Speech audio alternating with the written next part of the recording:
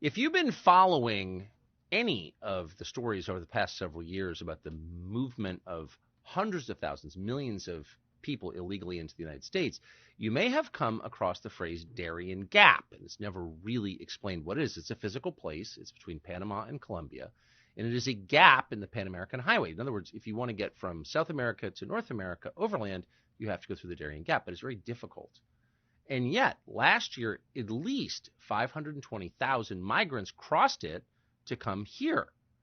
How did that happen? What is it? What is going on in the Darien Gap? It's the key, in some ways, to this story, this immigration story. Well, almost no one has taken the time to go to the Darien Gap and find out what's happening there.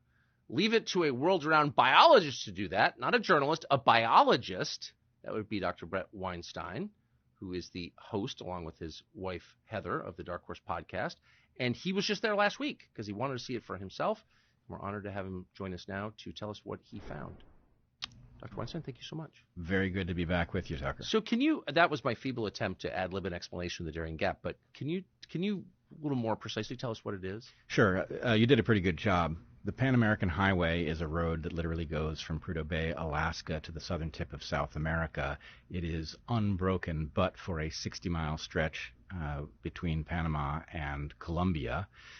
It is not a canyon, as many people imagine the gap must be. It's an impenetrable piece of jungle, and the road has never been completed there, not because it's technically impossible to do, but because the combination of the difficulty of putting a road through that jungle and the danger of doing so has meant that North and South America have been separated in this way for the entire history of that road.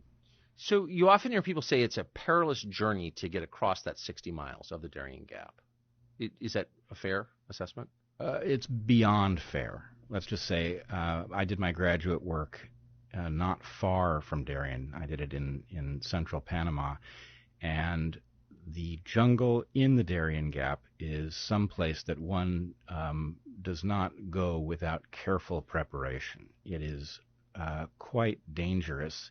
It involves a number of conditions that make it perilous. For one thing, the Cordillera, which is the mountain range that is effectively the continental divide, the same continental divide that we see in Colorado, for example, continues down through Central America, and it passes through Darien. So imagine a very difficult jungle without proper trails through it, in which migrants have to come up that mountain range, and they're almost all unprepared. They don't have the kinds of materials you would want with you, so they're soaking wet from rain, they're sleeping on the ground, and so they get hypothermia.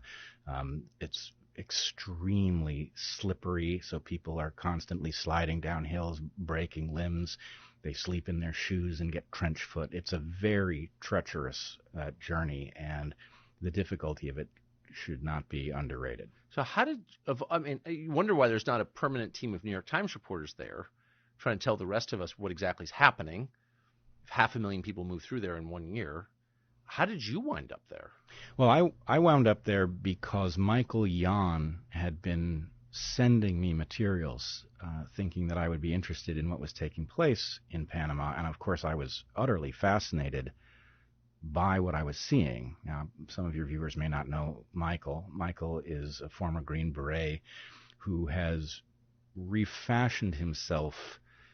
Well, the last time I was on your program, I talked about Goliath.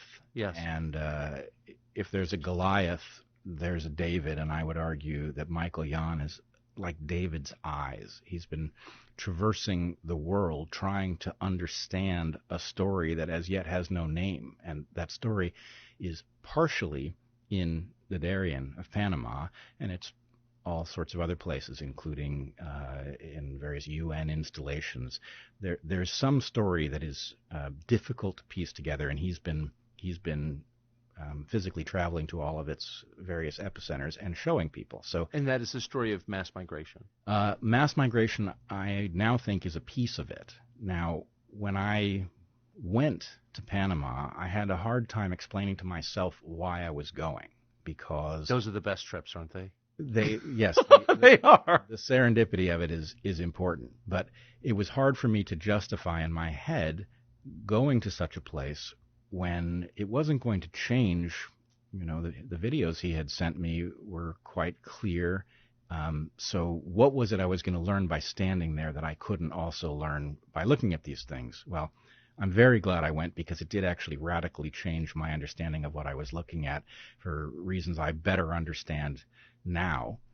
One needs to see the physical relationship between the various sites that he showed us in order to really piece together what this story is.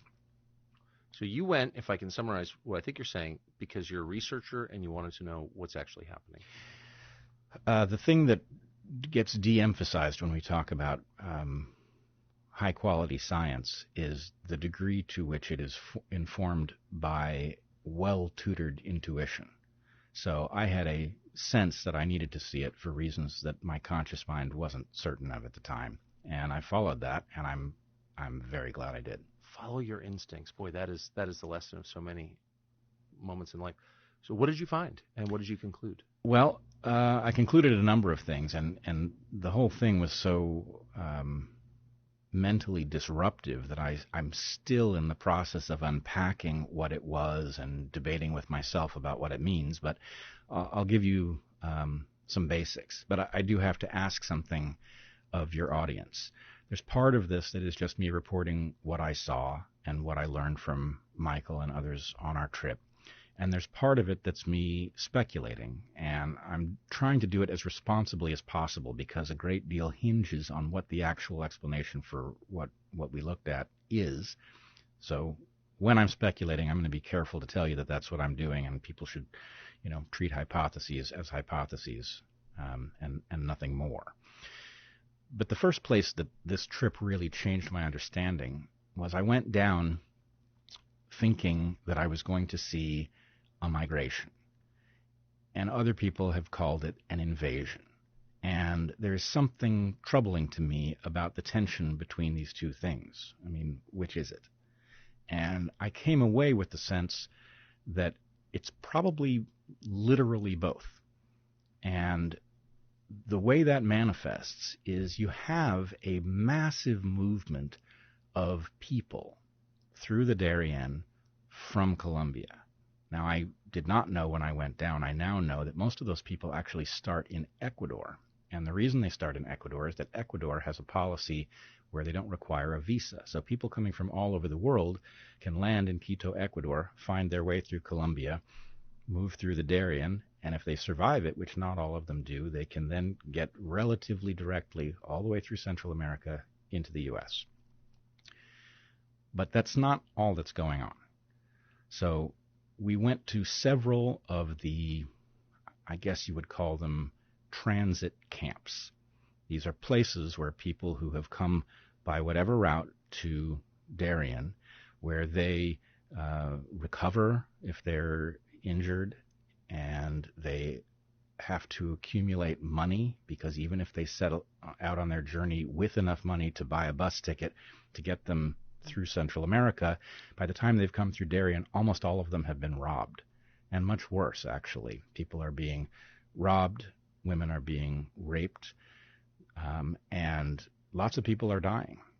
The migrants talk about stepping over bodies in Darien, and for somebody with experience in these kinds of jungles, it's not hard to see how, without a support network, the kinds of stuff that can happen in a jungle can become deadly very quickly. Things can spiral out of control.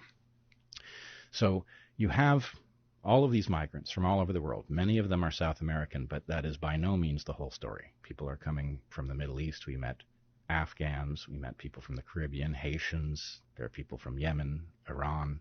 It's shocking, really. This looks superficially like the migration of Central Americans that you and I remember from when we were kids. Yes. And there is some of that. But that's not the whole story. Now,